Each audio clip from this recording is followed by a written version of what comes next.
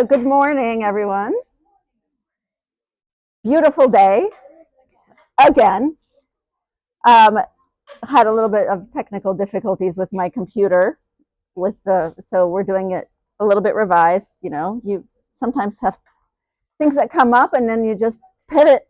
so here we are. You can't hear me. Okay, I will speak up. Sorry about that.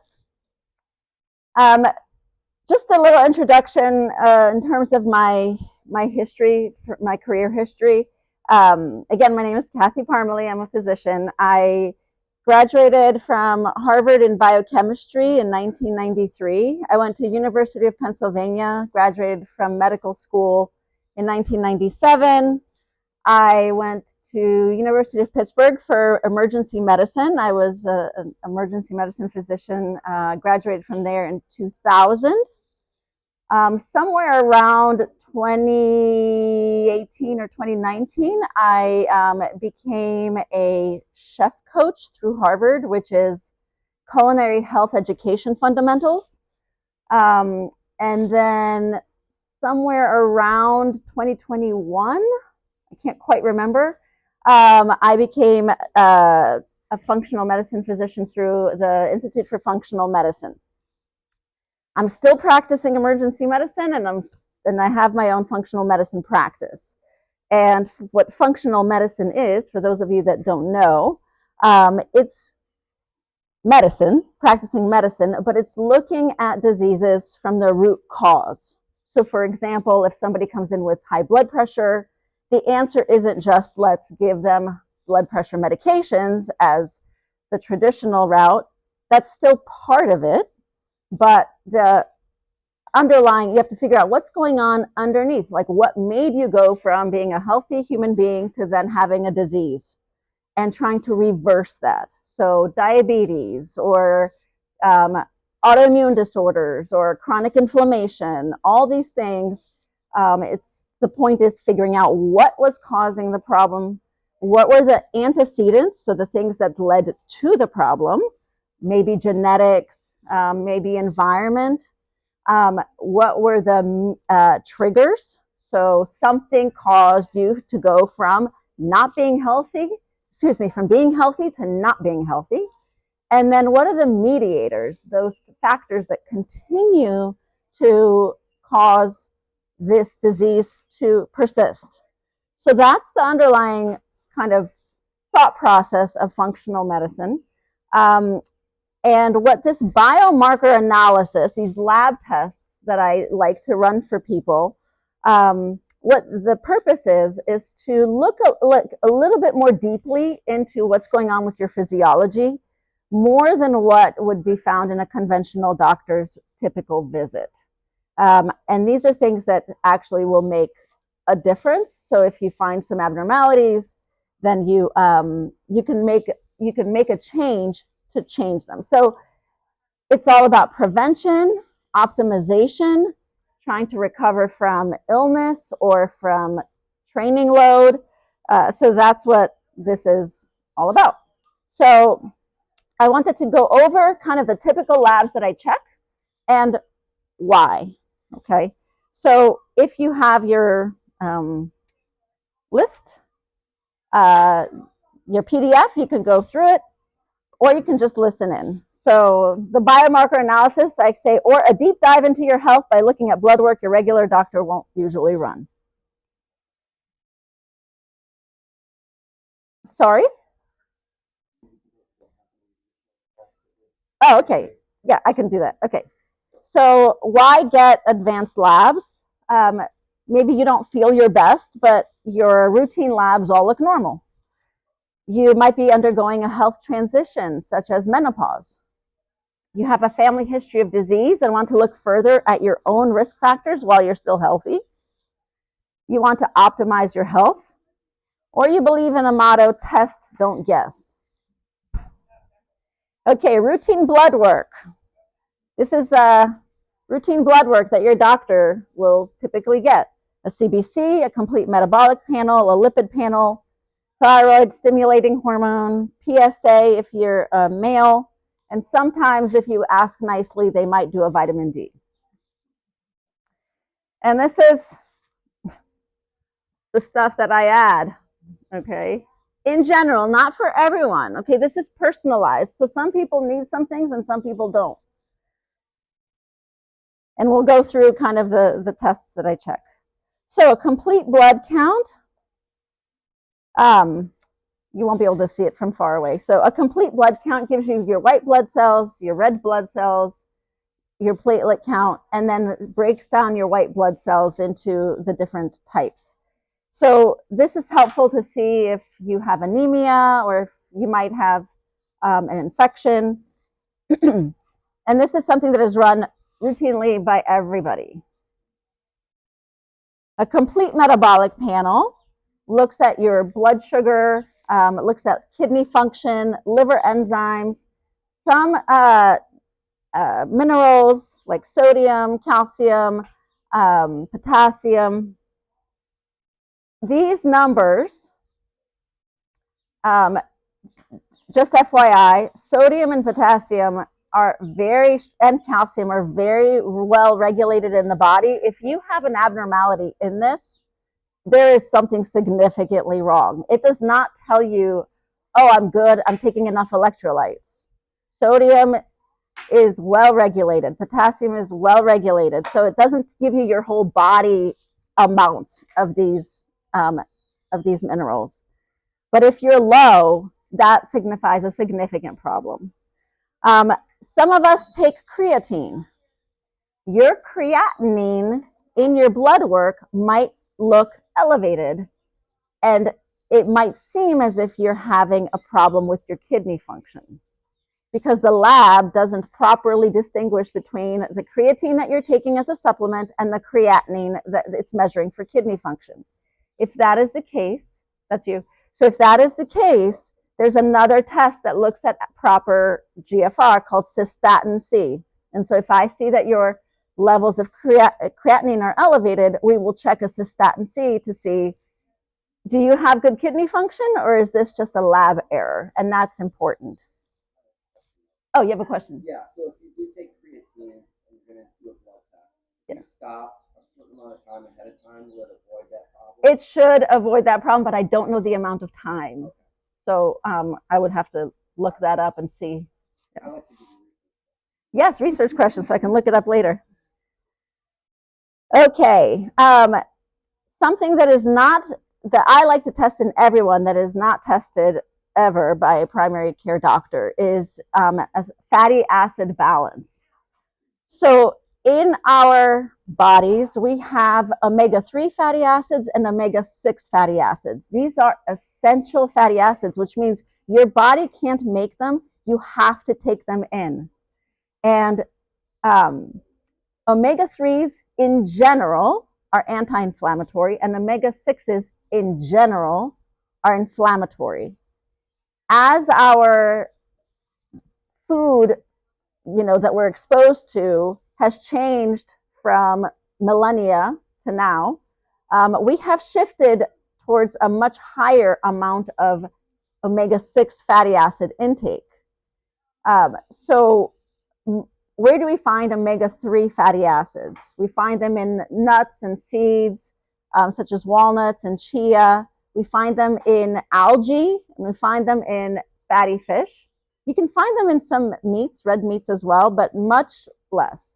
And so when we are trying to optimize our bodies and our inflammatory states, we need to maximize our omega-3 fatty acids.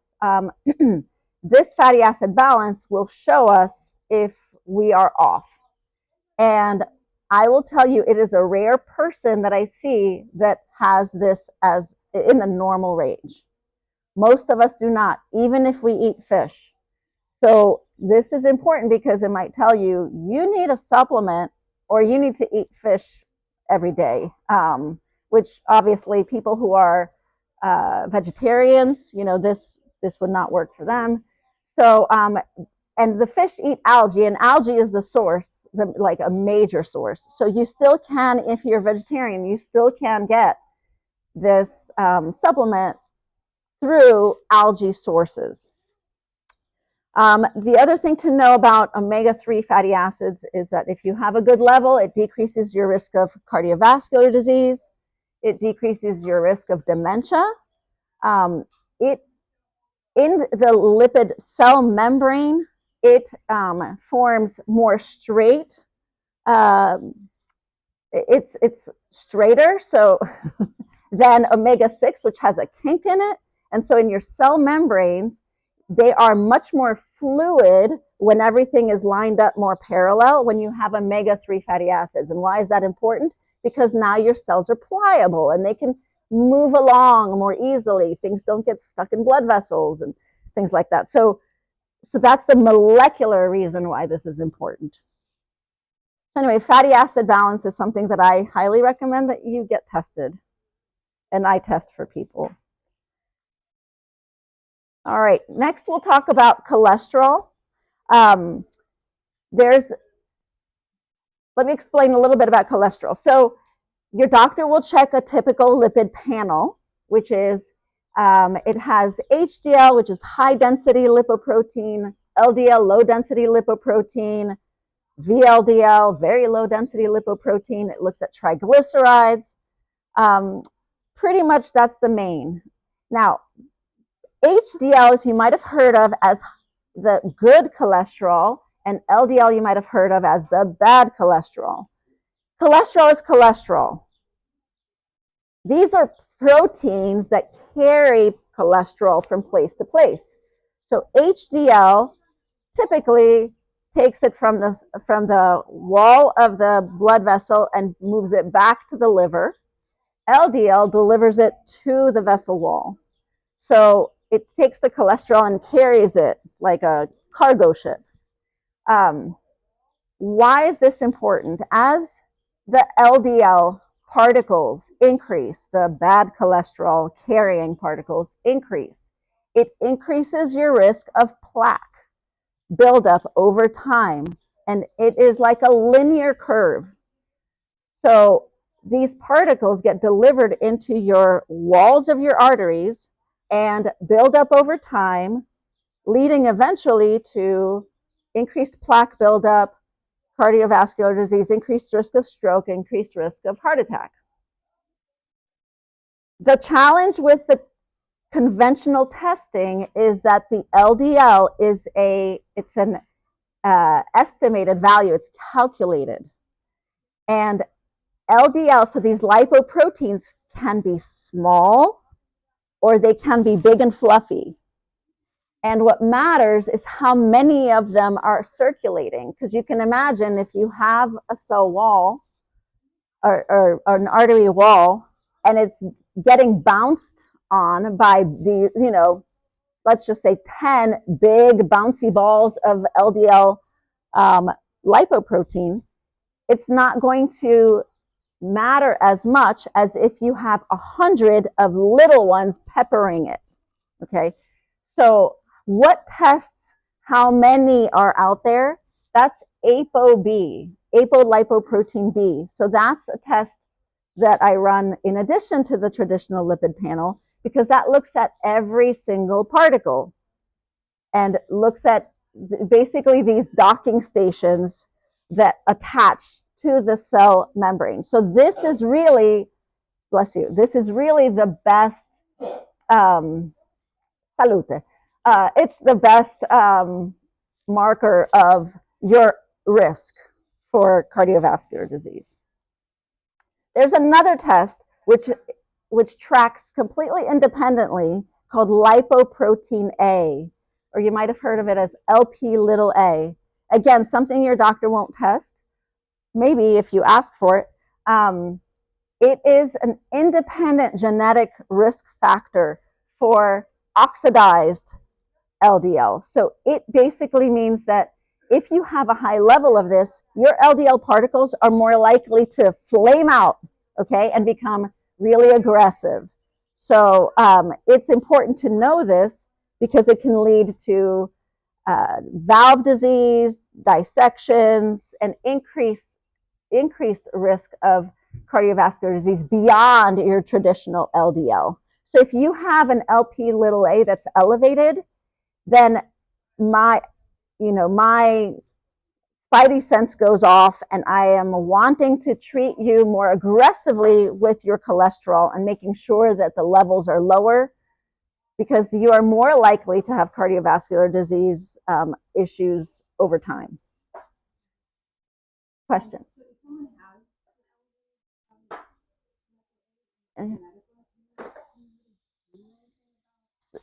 Right. So the question is, can you do anything about an elevated LPA? So typically, our current cholesterol medications don't generally lower it.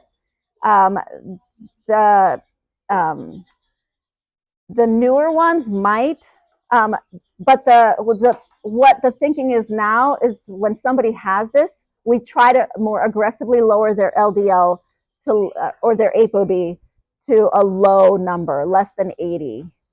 The lower the better for those people. But there are PCSK9 inhibitors, which are a new type of cholesterol medication that looks like it might be able to do that. So, oh, um, PCSK9 inhibitors,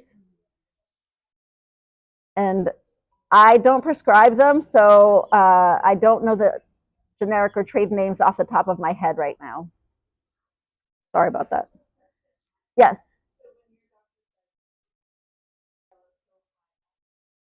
Oh, right. So unfortunately, okay, so the question was, if your HDL is high, it balances out. Unfortunately, no, because the problem with HDL, with our assays, is that they look at number, but they don't look at function. So some HDL particles are slow and sluggish, and they don't move as fast.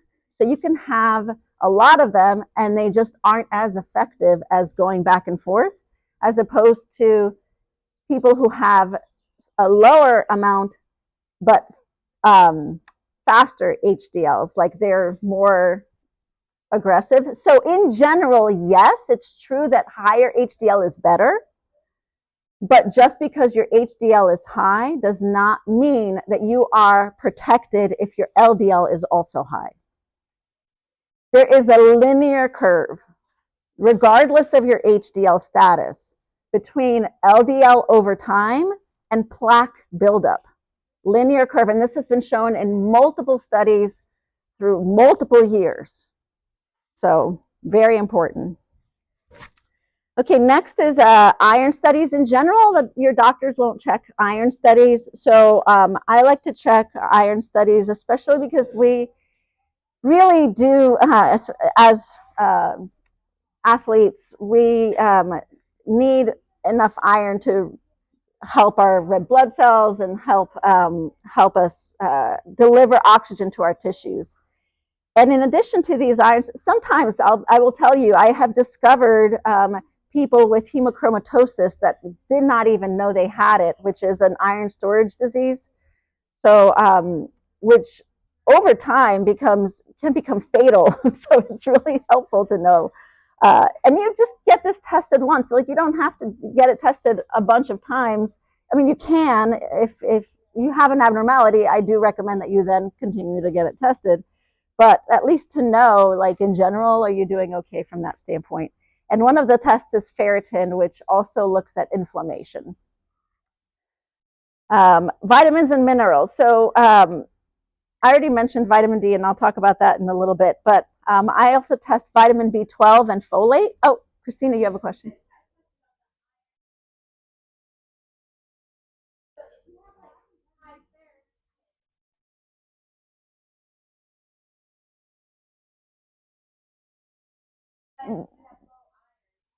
Yes, so ferritin is more of like an inflammatory, it can show an inflammatory marker. So you're correct that it's a marker of storage, but it's also a marker of inflammation. So that number will go up if you're inflamed, even if your storage is normal. So if your storage is low and your ferritin, so if the amount that you're storing is low, not storage capacity, if the amount that you're storing is low and your ferritin is high, your ferritin is high likely from inflammation, not from iron storage. you have high ferritin, you need If you have high ferritin, talk to Christina about that, about the amount of exercise you should do. All right, so vitamin B12 and folate.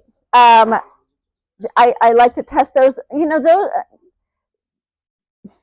those can change over time. Vitamin B12 and folate are more uh, uh, water soluble, so you know they come in, they come out. But the issue is, and I'll talk about homocysteine now. It's a marker. So again, our food system does not have a lot of uh, quality to it in general anymore. These are types of foods that you get with organic produce, a lot of leafy greens. Some of us don't like to eat those types of things. Even if we do eat them, a lot of times our soil is depleted. So I like to think that it's important to check. But specifically, the reason why I like to check those is because I also check homocysteine. And homocysteine is sort of another independent marker of cardiovascular disease risk, cognitive risk. If your homocysteine levels are elevated, chances are it's because you have a genetic mutation, a SNP, a single nucleotide polymorphism, called MTHFR, which will cause this level to go up.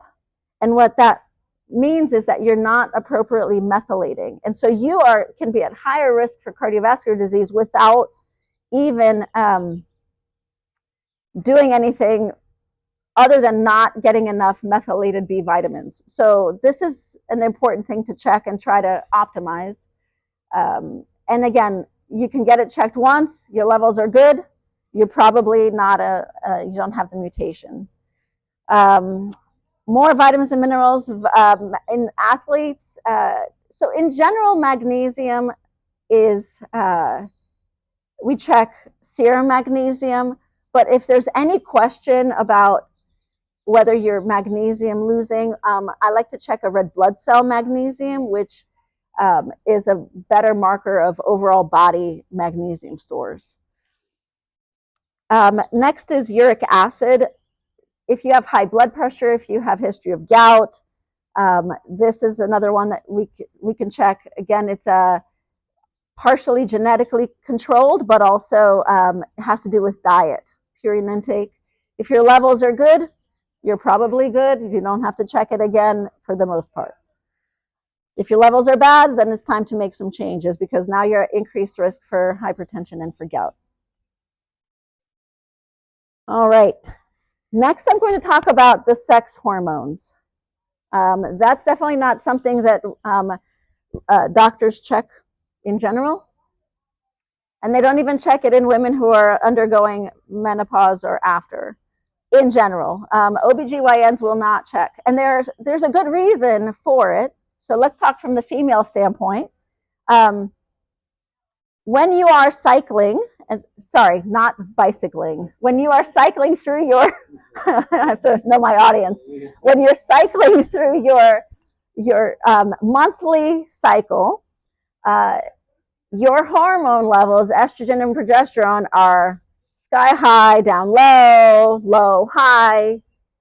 When you check the levels, they won't tell you anything. I mean, you might be able to time it so you get some idea.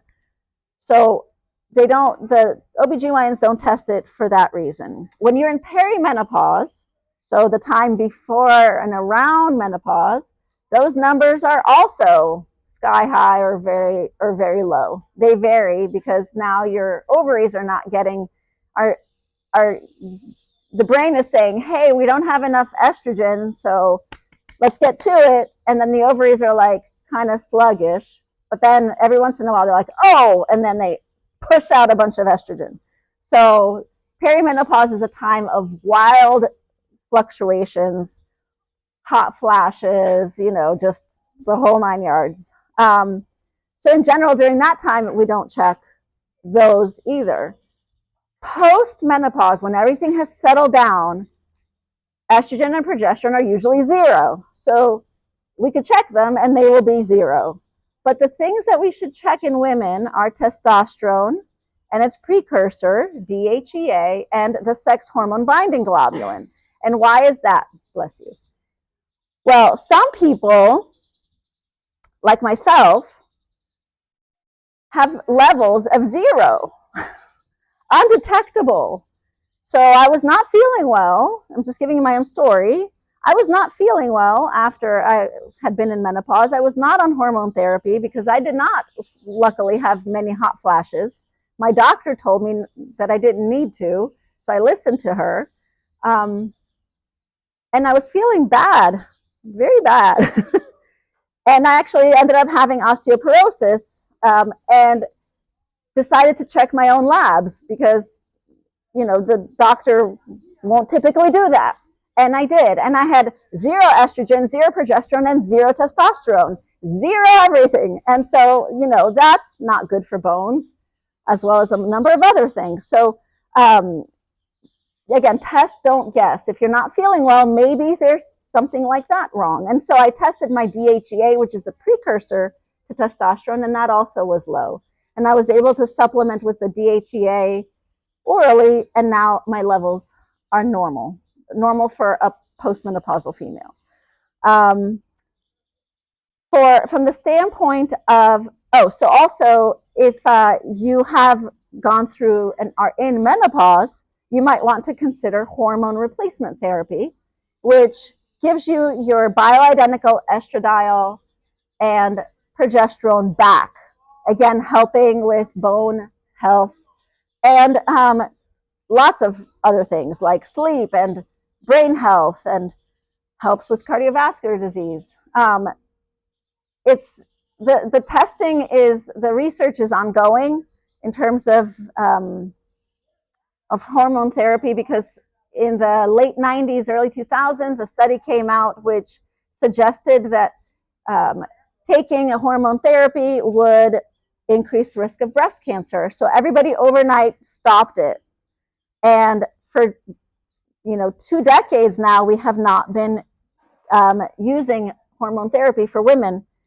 But the data was looked at again, and it turns out that there were so many flaws with the way that they were interpreting the data that things have shifted again. And now, back then that study was using horse urine estrogen and a synthetic progesterone.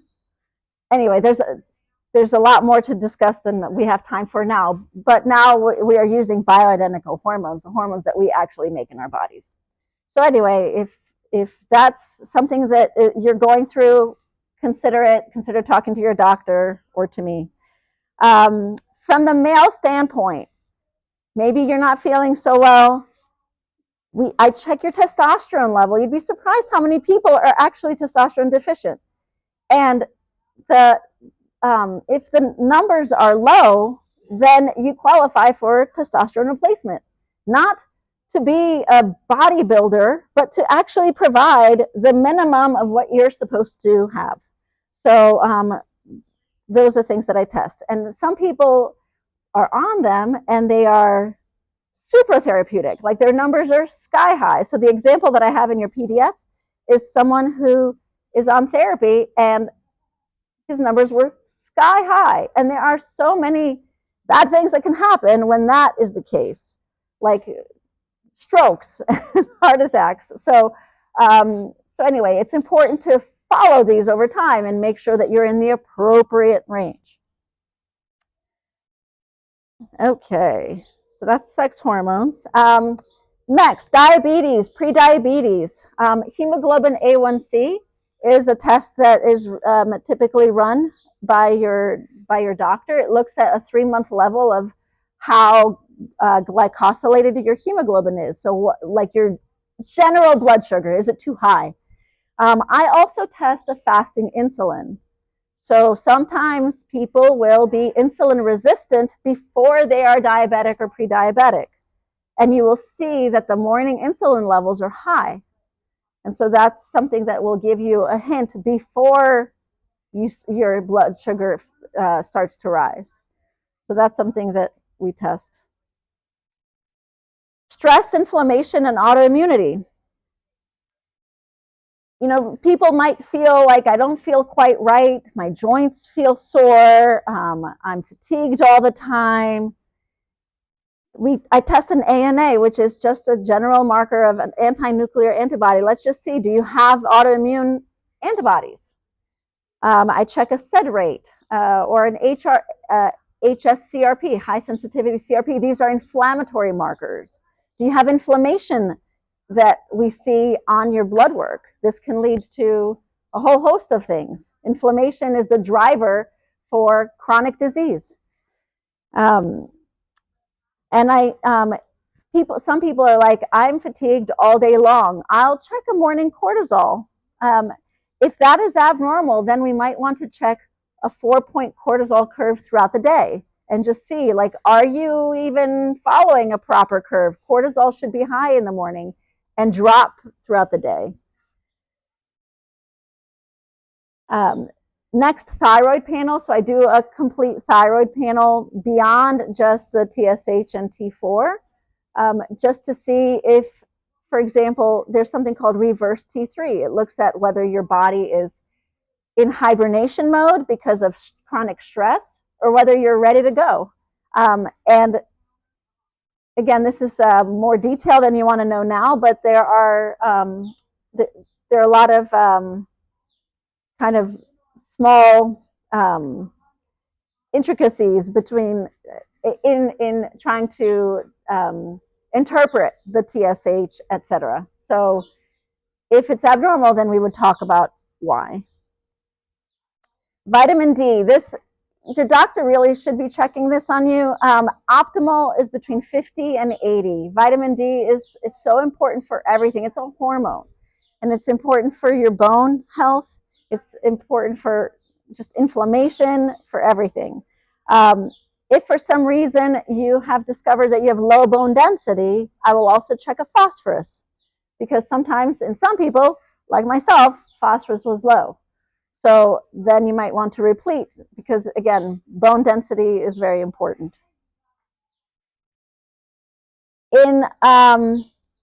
If people are having any type of chronic rashes, joint pains, abdominal bloating, inflammation, I will actually also check celiac testing, because you'd be surprised how many people as adults did not know that they had celiac disease, and they actually do. And why is that important? If you have celiac disease, you cannot have gluten. It must be completely out of your diet. And that's really, really important. So I test that for people who have those symptoms.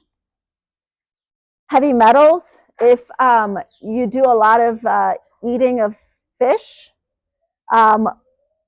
or if you have well water and suspect that there might be a problem, I will check heavy metals. I personally had a sky-high mercury. Did not know. I was eating tuna and swordfish regularly. And so that was really important, because having something like a high mercury will make you fatigued from the cellular level. It obstructs like a bunch of processes that go on. And then the last thing that I want to mention, if you have any family history of Alzheimer's disease or dementia, in the past, people did not want to test because they thought that you couldn't do anything about it. But that's not true. You can. Knowing your risk will allow you to make changes that help prevent the disease from progressing. And so that's both genetic testing to see if you have the genetic variant, but also if you do feel like your cognition is slipping,